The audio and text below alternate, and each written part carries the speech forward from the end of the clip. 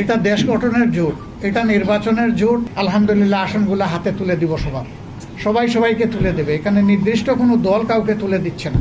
আমরা সবাইকেই কবুল করব, কিন্তু এই সময় অ্যাকোমোডেট করাটা আমাদের জন্য কঠিন হয়ে যাবে। জানবেন, ডিটেইলসটা জানবেন। আমি বলছি অল্প একটু আমাদের বাকি আছে, আমরা অতি সত্বর আপনাদেরকে তা স্পষ্ট করে দেবো ইনশাল্লাহ।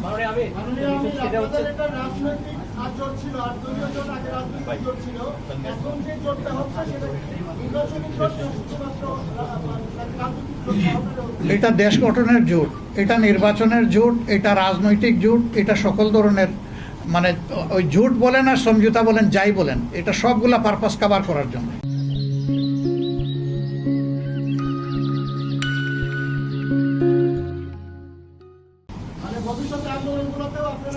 আমরা আশা করছি একসাথেই আমরা করবো ইনশাআল্লাহ। দলীয় কর্মসূচি যার যার অনেকগুলা থাকবে, তারপরে ন্যাশনাল ইস্যুতে যেখানেই প্রয়োজন আমরা একসাথে করবো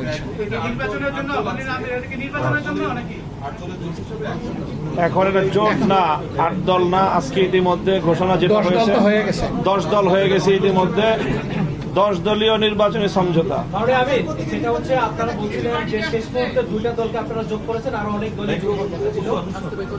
যাদের সাথে আপনারা কাজ করতে পারবেন না, তারা আপনাদের সাথে যদি কাজ করতে চায় কোন ফ্রন্টে কাজ করতে পারবে। এক, এই আসন সমঝোতা, অনেকে অনেক কথা বলতেছে, আপনাদের মধ্যে অনেক বিভেদ ছিল, অনেক ঝামেলা ছিল, ফাইনালি আমরা আপনাদেরকে এক আসনে দেখলাম।